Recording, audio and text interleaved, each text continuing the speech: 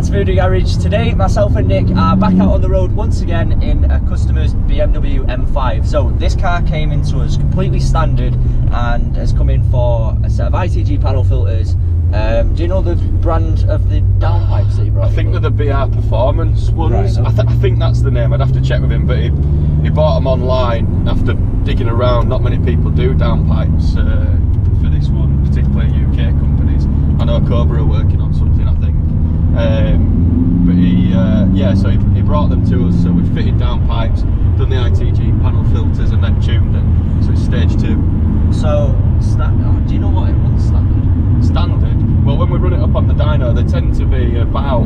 BMW always underquote the figures. Yeah. So I think, generally speaking, although I think they're supposed to be 550 standard, generally speaking, they're closer to they're closer towards 600.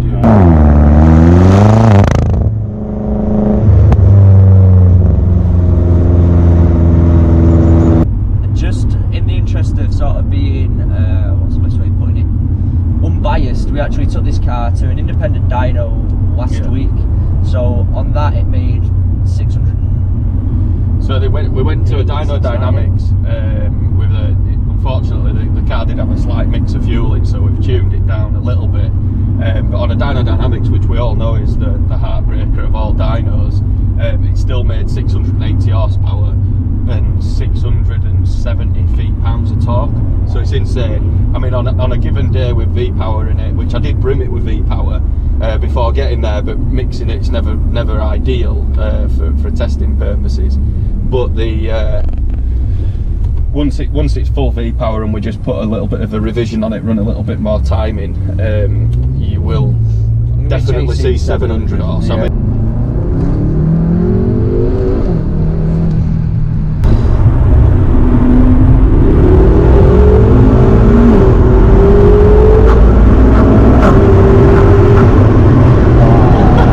in terms of stats then on the car, I mean, obviously we'll show some outside footage of the car, but it is an absolute animal. It is a monster. So what the official weight of it online is about 18 ton. So it's 1,998 kilos.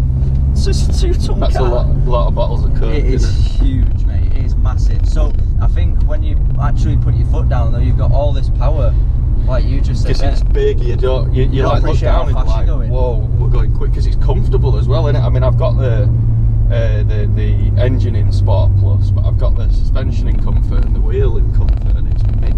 You know, you're floating down the road, but you look down, you're like, whoa, I'm going pretty quick here. You know, and it's obviously, if you follow the channel and you follow us on social media, you'll see that BMWs are coming through the door really thick and fast. Now, you've had the opportunity to drive the M5, obviously that we're sat in now. Yeah.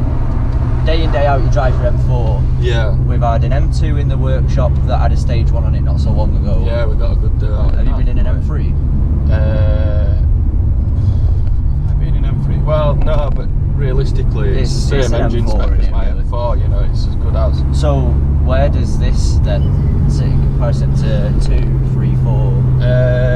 Well, in your opinion? This, I don't know what it is. I think it's probably something to do with the gearbox mapping on this, because although it's a DCT box, same as mine does unsettle it when you change gear, whereas this is dead smooth. You pull another gear and it doesn't unsettle the back, it's not quite as aggressive. But this, I don't know, it's weird because it's so comfortable, you don't know you're going so fast. Whereas in my M4, which is 515 horsepower with a stage 1 map, it's you really know you're moving on, you know, and you can feel the back end moving around underneath you, whereas because it's so big and heavy, I think it's just planted, yeah. So if it does, now that it's tuned, you do get it spinning up, but the traction seems really well set up on this as well. So it's not, so on an M4, I mean, they're known for being a little bit aggressive on the traction control, so it'll cut in, and then because the throttle control is quite sensitive when you're in Sport Plus on my M4, it'll cut the traction, then it gets you bouncing a little bit down the road, and you just feel a little bit like it's hard to control, whereas this just seems to you put your foot down, it just sits planted. It's mental. Specification stock wise, you've got engines V8, 4.3 litre, twin turbo, power again is registered as we mentioned before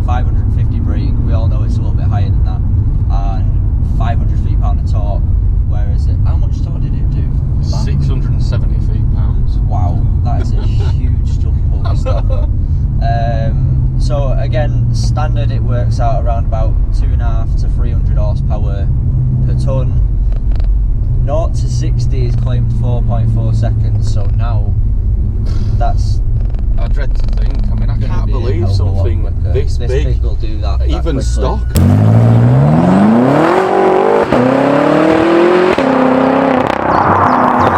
So if you've got another like 100 horsepower technically, and like 150 feet-pounds of torque. But again, as Nick said before, Glenn lives quite local. We've just bought loads of draggy boxes. Yeah, yeah. So hopefully I think he'll give us some draggy We'll pass him one of those, and hopefully he'll go out and get some on a safe road. Price was 73 grand in 2011. That's something that we've got to tell people, is that, well, you know, these F10s, you know, you were talking base models, 75,000 quid. You can go and pick one of these up now for like 30 grand. Okay. You know, it's a 30 grand motor. I can't remember what he spent exactly, but it can't be anywhere much more than maybe what, 2 grand, including tuning. What to do? Oh no. To do, well, it can't be anywhere. Yes, that's a very good point. So obviously, our BMW tuning is all pretty much marketed at the same price, near enough. So, oh my god. So you're looking at 449 for a map and a dyno, whether that be stage 1 or stage 2. Your downpipes, as we said before, Glenn actually supplied, so we just did the fitting on them. Panel filters are literally as cheap as £70 a piece. Is that what they are? 70 quid each? About 75 Yeah, quid. I didn't think they were massive money. They're not expensive. And you can really hear them, especially once it's tuned, it's running a bit more boost. So again, it's not too expensive. That doesn't matter whether you've got a 135, M2, M5, 335D. The tuning, price-wise, is always very similar. And as well, quite as good value for money, because they all pick up some massive numbers. Well, that's it. I mean, if he's spent like, I don't know what he's bought this car for, because it's quite a new one and it's not got a lot of miles on it, but if you can pick one of these up, which I think when we've been looking like, you know, sub 30 grand, you know, but let's say you spent 30 grand on one, right? Then you've got up to 2 grand to, let's just say, figure out it's somewhere budgetary, including the parts and the software and everything. So for 32 grand, you've got a 700 horsepower luxury car, providing you look after it. They're pretty bomb-proof. I mean, don't get me wrong, if something goes wrong, I'm sure it's super expensive. You know, it's not going to be cheap, is it?